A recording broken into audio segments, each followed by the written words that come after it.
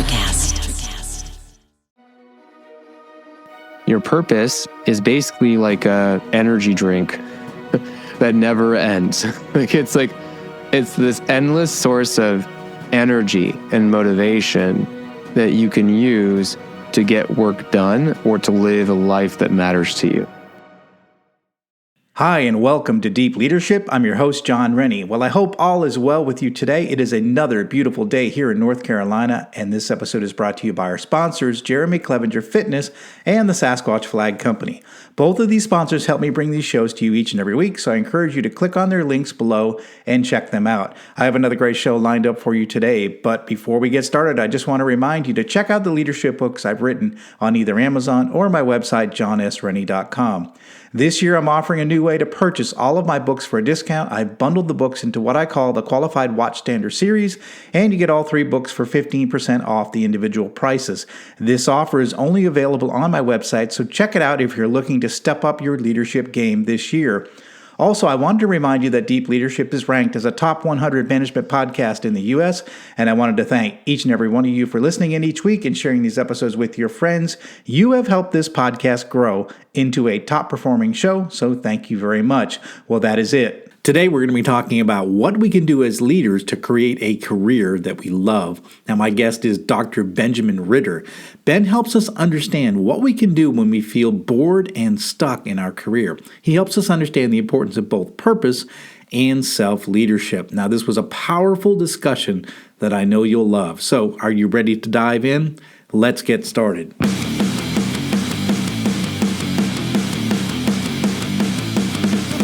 Welcome to Deep Leadership. Leadership is a people business. That's the philosophy of your podcast host, John Rennie. As a former Cold War submarine officer who spent 20 plus years leading businesses in corporate America before starting his own manufacturing business, he knows that leadership matters. Are you ready for some real-world actionable advice from John as well as his expert guests? I'm ready. The show starts right now.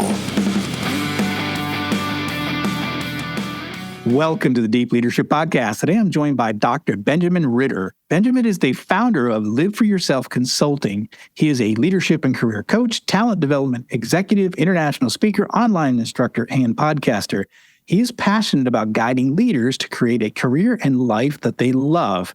He helps leaders get unstuck, stand out from the competition, develop executive presence, and feel confident in their roles as leaders. And I'm excited to talk to him about what we can do as leaders to create a career that we love. So, Ben, welcome to the show.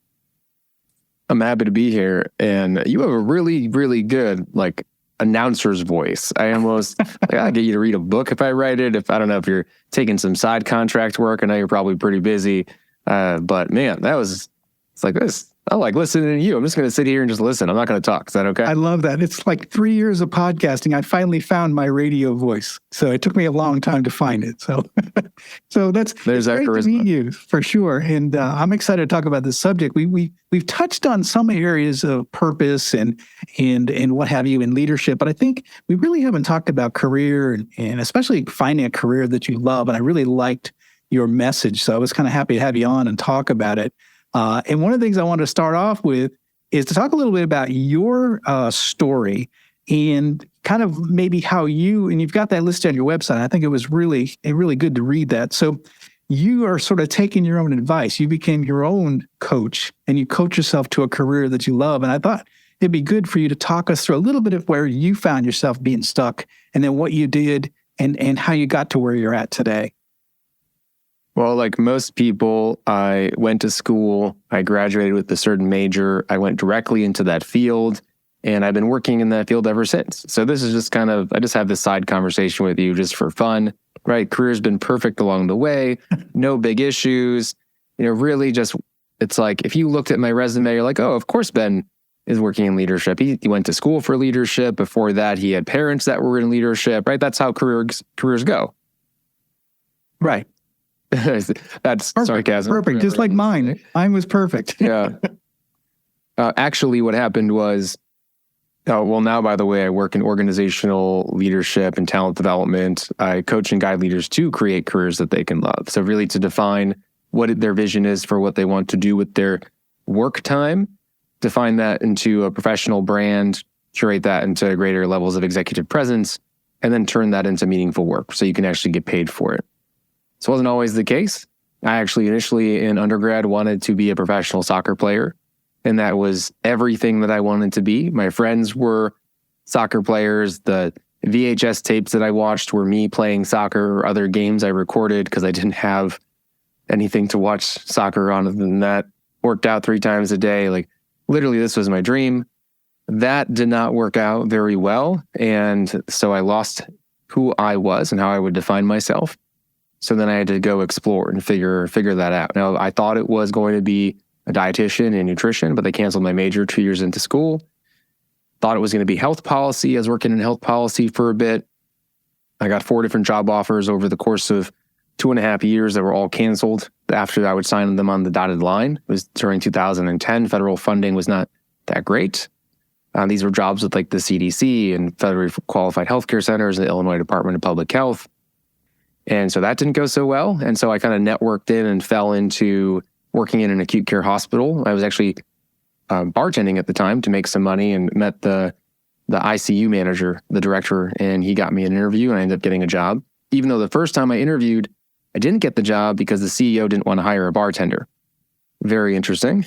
Yeah. So then I worked in that role for about 2.5, 3 years, got promoted into the executive team because they actually ended up liking me a lot. By the way, it's funny, the CEO that didn't want to hire me first is the one that promoted me. But I kind of fell into that job and I did not choose it. And I did not like the work environment that I was in. I had really poor leadership, very authoritative. People would come into my cubicle, office crying on a daily basis. I was going into work, trying not to work, like literally going into work, trying not to have conversations with people because I didn't understand the purpose of those relationships because I was going to leave, didn't want to be there. Didn't feel connected to the work, didn't feel the meaning of the work, even though it was really meaningful.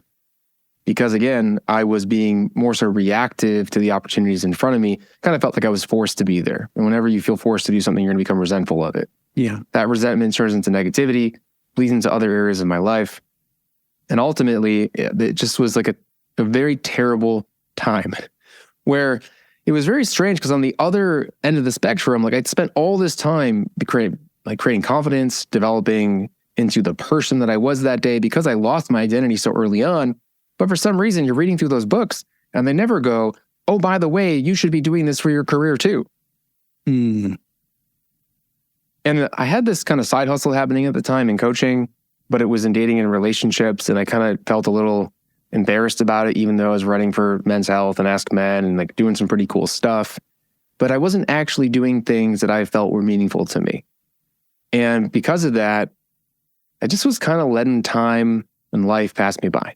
Now, luckily, though, I woke up. Like I had this like epiphany moment walking into work one day, and I was looking around at all the people that were also commuting to work. And we don't actually get this experience as much, a lot of us that are working remotely, to actually suggest going and walking through kind of downtown area during the middle of the day or during the early morning when people are going to work. And people just felt like the world, like it looked like people were dreading life, like kind of like how I was feeling inside. I was like, this is not what work should be. There is no reason why we should be spending the majority of our time waiting for the clock to hit a certain time of day so we can go do the things that we wanted to do. But then we're so burdened by the fact that we had to go do this thing that we didn't want to do that we don't even enjoy that time. So I stopped and I said, let's do a career audit. Let's figure out what my strengths are, what my interests are, what I want to achieve in my career, because I can go create it. Even though I had all those disappointments in the past, I can go create whatever I want to create. And those questions led me to shutting down the coaching practice I had at the time, going to my boss and saying, look, I'm in this emerging leaders program. I connect with this individual who's my mentor, this director of people. He's running our coaching programs across all of our sites. I want to go work with him. I want to work on the project that he's working on because it just seems like it is a combination of all my skills and interests. And you know what? She said yes. Super amazing. Now, it's not the end of the story because, my career has been filled with ambiguity and change and acquisitions and sales and layoffs. And this was one of those times. And so when I was actually starting to work on some of the projects, we got acquired for the second time. Everyone I was working with lost their jobs and I was kind of back to square one with the work that I was doing. I had the choice to go work in our corporate office, but I would have to move. And I was like, I don't really want to do that right now. And it seems like people are still getting cut. So I had to figure out how I was going to work in this space on my own. And luckily I had this merger of like entrepreneurship and entrepreneurship. I've, built a coaching business before. I knew how to solve problems when I knew what the problem was to solve. And so I decided to go back, get my doctorate in organizational leadership, figure out where I could start building a brand and credibility in the space, and then hopefully get hired by some companies to build a little bit of like resume, credibility, and career capital and relationships while also networking and building a business at the same time. So it sounds like you reached a point where you decided that, I'm going to do something that, it sounds like in a lot of your career, you were affected by outside forces, right? Whether it was acquisitions, whether it was, your original sports career, and a lot of different things affected you. And when you went for the entrepreneur route, you said, you know what, I'm not going to let outside forces affect me. I'm going to do my thing my way. Is that what it was? Well, it's interesting when you can take the mindset of being an entrepreneur and bring it internal into organizations, you get a lot of magic. One of the things I work with clients on a lot is, you have to be proactive internally within an organization. You don't ask for it, you don't get it. If you don't know it, you're not going to be able to create it.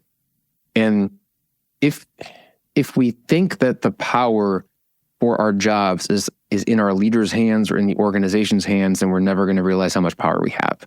Yes. So I work with my clients to help, first off, make them feel empowered.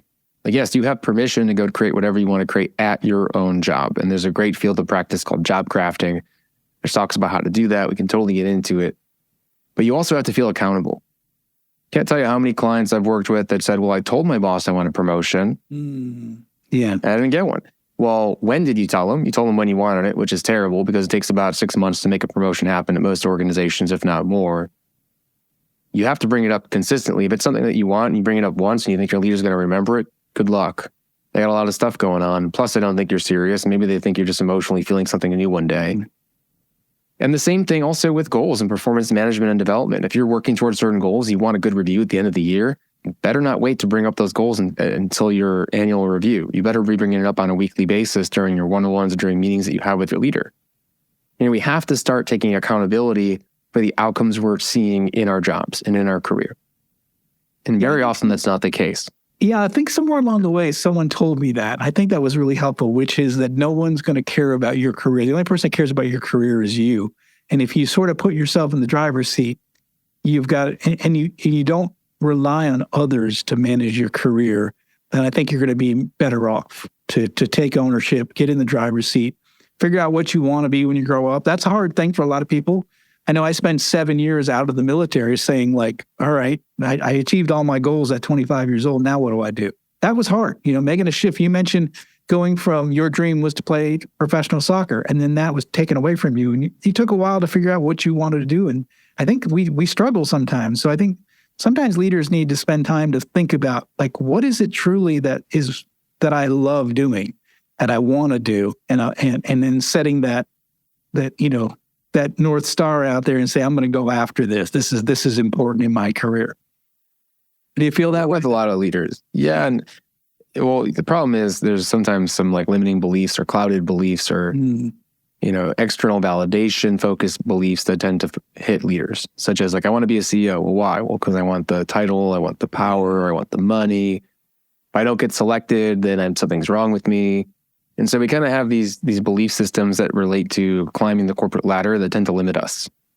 And we find, as you've probably experienced, like you achieve something and we still live, but like life still goes on. The achievement is not the goal. It's the process. Now you might want the title, you might want the money to be able to achieve certain things. That's wonderful. But we also want to connect that with the vision that you want to create for your career, the impact that you want to have, the values that you have at your core, and how you want to show up on a daily basis. Because if you don't have those things, like those things are the never-ending source of motivation and energy and power that leaders can, be motivated from. But if we focus on the titles and the money and such solely, then we're going to be consistently disappointed, and then we're going to have a midlife crisis, quit our job, and maybe go buy a sports car and become a beekeeper or something of the sort. Beekeeper. I love it. Oh, that's funny. You mentioned that, and it happened in your career, it happened in my career. Leaders tend to get bored and stuck. And, I was just going to ask you, why does this happen? And how can we tell? I mean, what's you mentioned you had an epiphany. You're walking around, you're going, oh, everybody's sort of, how can a person feel if like they're stuck? And when is it the point where you're like, okay, I got to do something different? I don't know. I know for me, I know where that point was in my career, but I was just curious, how can leaders or listeners who are listening here right now, how do they know, how can they feel when they're stuck? We're supposed to get bored and stuck. We're supposed to get to a point in our professional careers or something that we're learning where we feel like, oh, kind of done this before. I want to learn a little bit more, especially high achievers. Yeah. And I created this kind of concept called the career sweet spot. And it's more so like, there are questions that you can ask yourself around different categories that can help you figure out what is your sweet spot right now. And so what's great about this, just from a mindset perspective, is that it's supposed to change. And so the three different areas of the career sweet spot are your actual work. And the actual work it's kind of like the skills that you have. So it's focused on the skills that you have as a professional. What are you good at? What have you been trained to do? Now, if we're not doing things that we're trained to do that we're good at, we're going to feel very uncomfortable. Now, if that's all we're doing, we're totally going to feel stuck and bored, especially if you have a value of learning and growth. The other circle are what you're passionate about, what you care about, what really lights you up, it sparks interest and motivation. It creates value for you as an individual. So if you're good at something and it's something that lights you up, awesome, wonderful. It means that you're going to be motivated. You're going to be able to talk yourself into wanting to work more. It means that you're going to have the desire to learn and to do the work that needs to get done, even if it's not always the best day, and show up intently and such. Doesn't mean you're not going to still get stuck, though, because you might just end up doing the same thing over and over and over again and feel like you're underutilized. And so the third circle is what you want to create. What you want to learn. Now, that can be people, it could be organizations that you want to work for, or skills that you're potentially interested in learning. And if you can combine those three different areas, then you will always figure out where you should be focusing your skills. Now, those aren't the three pillars of job satisfaction, by the way, but they are going to help prevent you from feeling like you're stuck. And so at any time, you have to ask yourself, is this something I'm trained at? Is this something that I'm passionate about? And does this have some sort of learning or stretch component where I am kind of at this, and there's something about it that makes me feel like I am growing as a professional? We'll be right back after a quick word from our sponsors. Leadership skills are like any other skills. You need to practice them to get better at them. Best-selling leadership author John S. Rennie knows this. That's why he's written a new book called You Have the Watch. It's a guided journal for leaders designed to take you through an entire year of leadership training. By the end of the year, you will master 50 of the most important leadership skills. If you want to have a greater impact on the results and people in your organization, go to youhavethewatch.com and pick up your copy today. This episode is brought to you by Jeremy Clevenger Fitness. As a high-performing leader, you know that leadership isn't about telling people what to do. It's about leading by example. And for most people, the one area that they're lacking when it comes to leading by example is their health and fitness. By improving your health and fitness, every other area of your life improves. But how do you get and stay fit as a busy leader? Well, you do what you've always done. You hire the best person for the job. Don't struggle on your own. Put Jeremy Clevenger on your team. Jeremy will work with you to take your physique, mindset, nutritional habits, and more to the next level with his step-by-step, all-inclusive coaching program. Now, I've worked with Jeremy for the past year, and I'm in the best shape of my life. If you want to step up your game, reach out to Jeremy at apexperformancesystems.com to find out more and get your initial consultation scheduled with him today. This episode is brought to you by the Sasquatch Flag Company. The Sasquatch Flag Company is a family-owned business in New England that builds hand-carved American flags from seasoned white pine. Each flag is hand-built and each star on the flag is hand-hammered and chiseled. No two flags are alike. They offer a variety of flag designs to honor the police, military, firefighters, dispatchers, and search and rescue personnel, to name a few. These stunning handmade flags look great in an office, a studio, the back porch, or above the fireplace mantle. They make the perfect gift for the veteran, first responder, or patriot in your life. Now, I love these flags, and I've been giving them as gifts for years, and I was a customer long before they became a sponsor of the show. I can't recommend them enough. So if you're looking for that perfect, uniquely American-made gift to give away, or if you want to treat yourself, go to SasquatchFlags.com and get your order in today. I really like that. I tend to talk, when I talk to young people who are thinking about starting an entrepreneurial journey, I always kind of challenge them to say, do you have skills in that area? I always say, go work for somebody else that's doing that same thing, and maybe that's not your job, your dream job, but you're going to develop those skills that you need to be able to take it on your own and do it on your own. But it's like, have somebody pay you to learn those skills. I mean, that's, I had 22 years of free education in the corporate world to learn how to run a manufacturing business, right? And so when I did it, it was pretty easy. I knew how to do it. So I think, I do encourage people to go take those stretch assignments or do those jobs that maybe it's not the perfect job, but they're going to learn something that's going to help you achieve whatever that dream job you have. I really like that you made that your third, that third circle, because I think that's really important. It may not be, like you said, perfect job satisfaction, but it's keep you from being bored, and it's going to help you develop the skills to get to where you really want to go. I like that. Yeah. It helps you do three things. It makes sure that your work is challenging, meaningful, and that you feel confident while doing it, which is incredibly important for us to feel like we're not stuck. And personally, just from the bored perspective, boredom can be a really good thing. It can mean that things are going really well. Now, you might not just want things to go really well. So one of the things we have to learn as leaders and high achievers to be okay with boredom, or, I'd even say make a boredom list if you really need to. I have one on my phone. If I'm sitting at my computer and I'm bored, I'm going to pull up that list and go, these are the things that I know are going to add value to my life, make me more motivated, and I'm going to look back on and say that was a great use of my time. Yes. Yeah.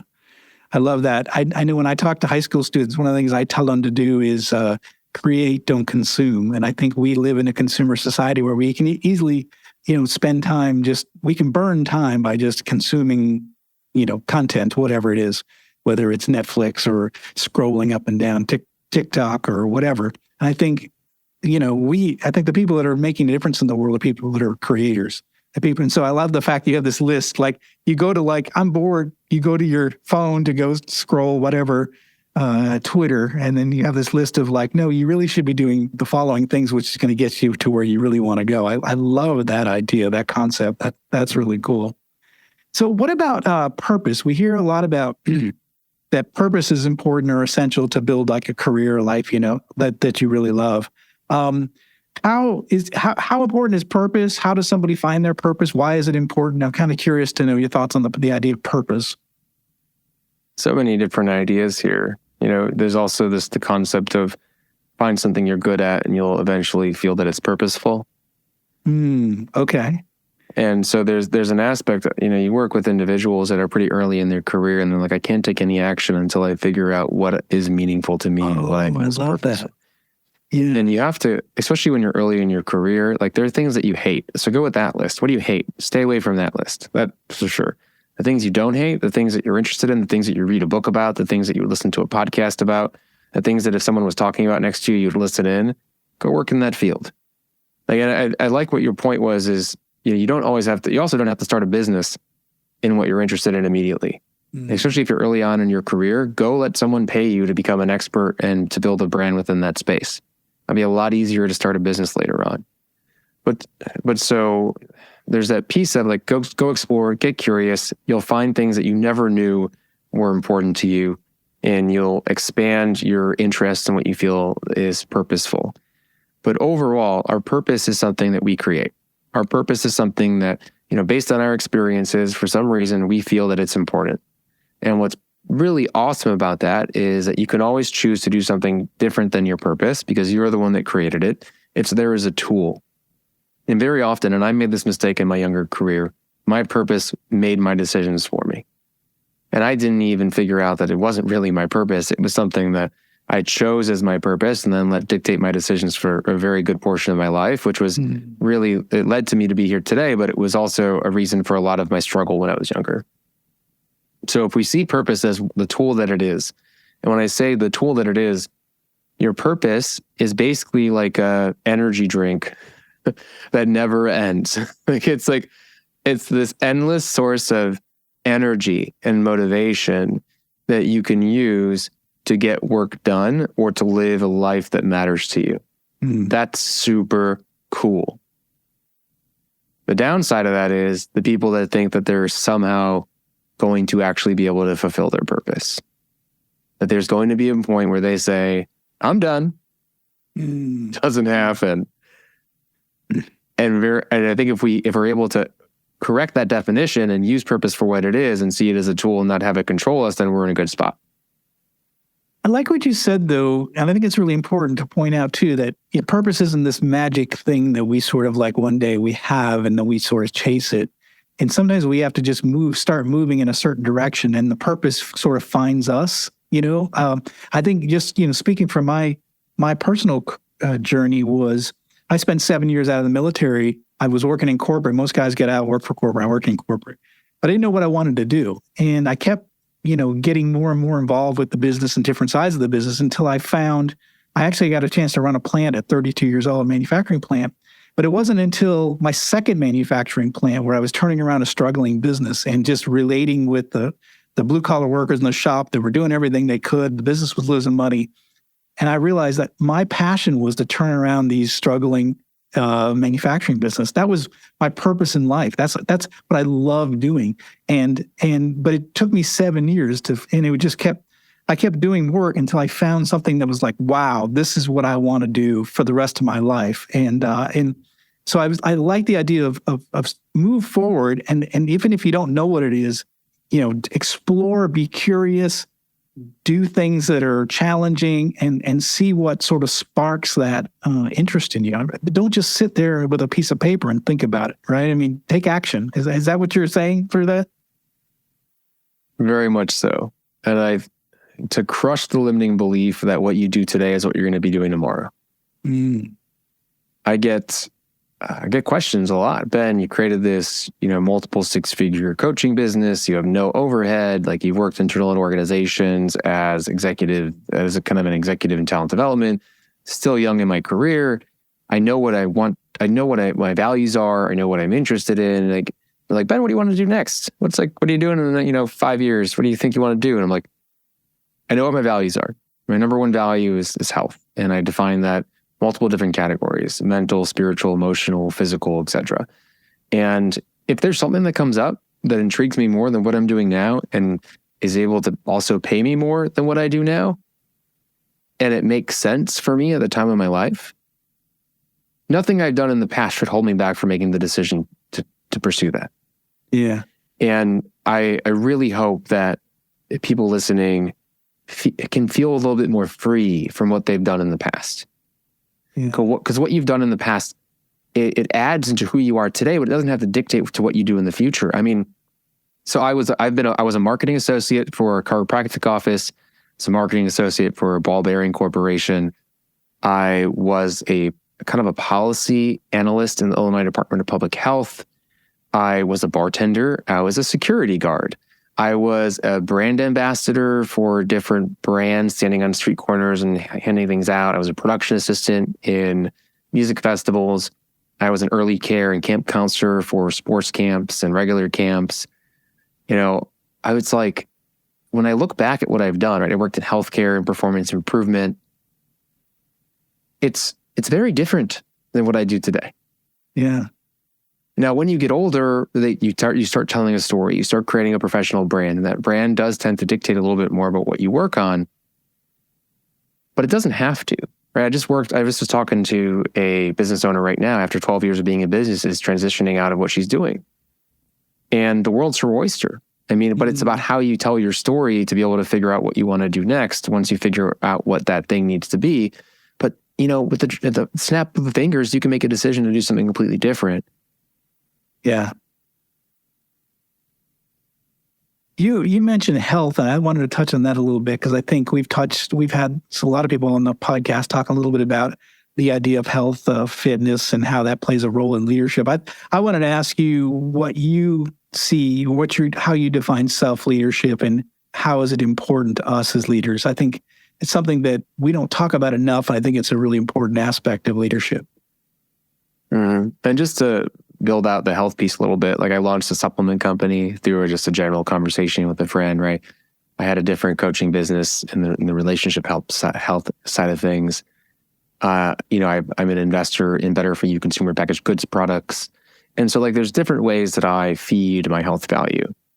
And so now going to the question around self-leadership, which I think is a little different, but it is not as much because it's a healthy way to live your life, right? You are the leader. You are the most important leader in your life. You make your decisions. Like ultimately, no matter what, whoever your leader is, whoever your role model is, whatever your environment is like, you are ultimately choosing to do the thing that you're choosing to do.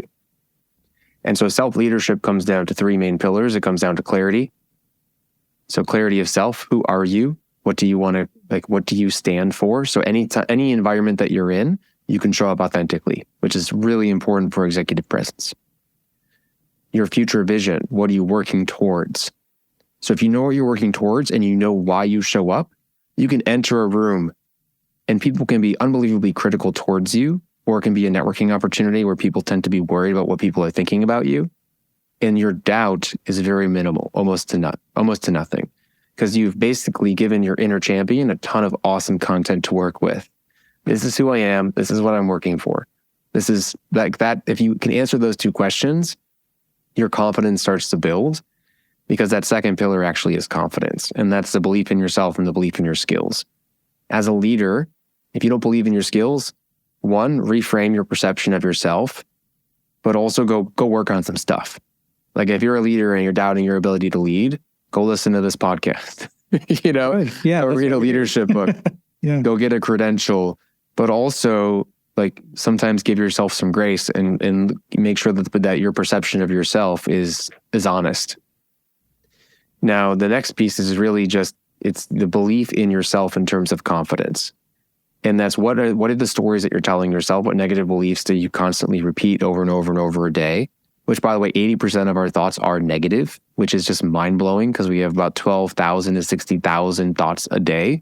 And if 80% of those are negative, then you just think about how strong your inner critic is. And so we got to get ahead of that as a leader. The third pillar builds from confidence and clarity. So if you believe in yourself and you know what you're working towards, right, you know what you should be working on each and every single day to really move the needle forwards towards your goals, then you're going to be showing up intentionally. But that's not always the case. So we have to do a really hard look. This is control around our environment, what's influencing us to not show up the way that we want to. It could be relationships, it could be a job, it could be the environment that we live in terms of the location that our home or apartment or wherever we're staying is in. And it can be just also the expectations that we have around ourselves when it comes to what you do each and every single day. So can you wake up and no matter what you feel, show up? And as a leader, that means like putting it on, right? Showtime. People are watching you when you come into work.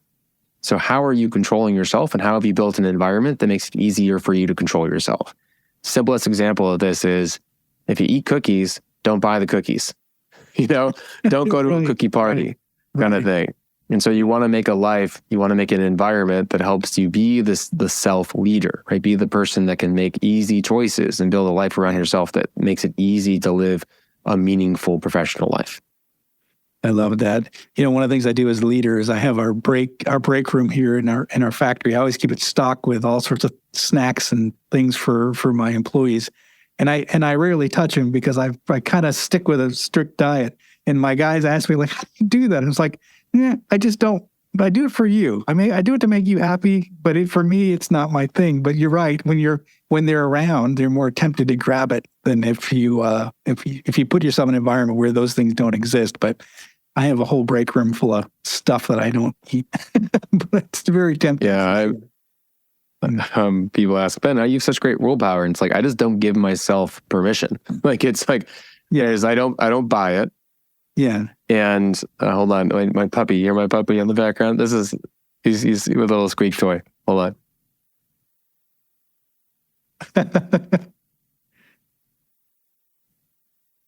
This is what sometimes gets in the way of podcasts. So sorry, buddy. I love it. Well, I have 2 golden retrievers, and they've made many appearances on the podcast, so it's not a big deal. So for sure, we've had plenty of dog barks over the years, for sure. But well, this has been Ben. This has been really good. There's a lot of things that you touched on that I think you've given our listeners things to think about. How can they find out more about what you offer in terms of services and find out more ways to connect to you? Yeah, if you go to my main website, liveforyourselfconsulting.com, you can jump on the email list, find out about upcoming events, new media content, but also download the 5 secrets to creating a fulfilling career. Quick ebook for everybody. And if you want to start a conversation, go to LinkedIn, connect with me, Dr. Benjamin Ritter, and, tell me something that you're taking away from this podcast. So I know you heard me here, and we'll start a conversation. That sounds great. And we'll put links in the show notes for those resources. And leaders, I hope that you take away something powerful from this conversation as far as, making some decisions about what you need to do in your career so that you can, have a career that you absolutely love, have a life that you love, and have a purpose that you are motivated to do every day, and to get yourself unstuck and moving in the direction that you want to move. And Ben has shared a lot of great ideas. I highly encourage you to check out his resources. Check out this 5 Secrets book that he has, and that's free. I assume you sign up, get it for free, right? So do 100%. That. Yeah, do that, and you'll get some tips on how to kind of move forward if you feel like you're stuck. Ben, thanks for coming on the show, and thanks for sharing your journey. Thanks for sharing some ideas for us to think about in terms of getting our career moving in the right direction. And thanks for doing what you do as far as coaching and helping people kind of get in the right direction. Yeah, thanks for having me on. It's been fun. Oh, thanks again. Well, that's it for today. Thank you for listening to Deep Leadership. If you like this podcast, please subscribe and share so we can continue to build a world with better bosses. Until next time, this is John Rennie saying take care and lead well.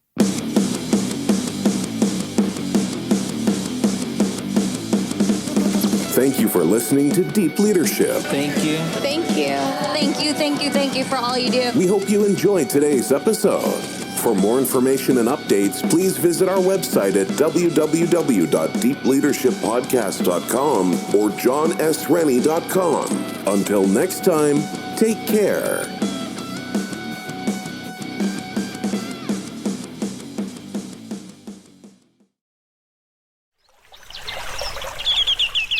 Are you passionate about saving the planet for future generations? Do you want to learn how to do it? If yes, then you need to tune in to the Nature Backed podcast. It's a talk show covering the changing world around us, from renewable energy, sustainable agriculture, circular economy, to ESG and social innovation. Don't miss this opportunity to discover how you can join the movement and make a difference. Subscribe to the Nature Backed podcast today on your favorite platform and get ready to be amazed. If you're a working professional wondering what's next for your career, you've come to the right place. Whether you're looking for a promotion, growth, or a potential career transition, look no further.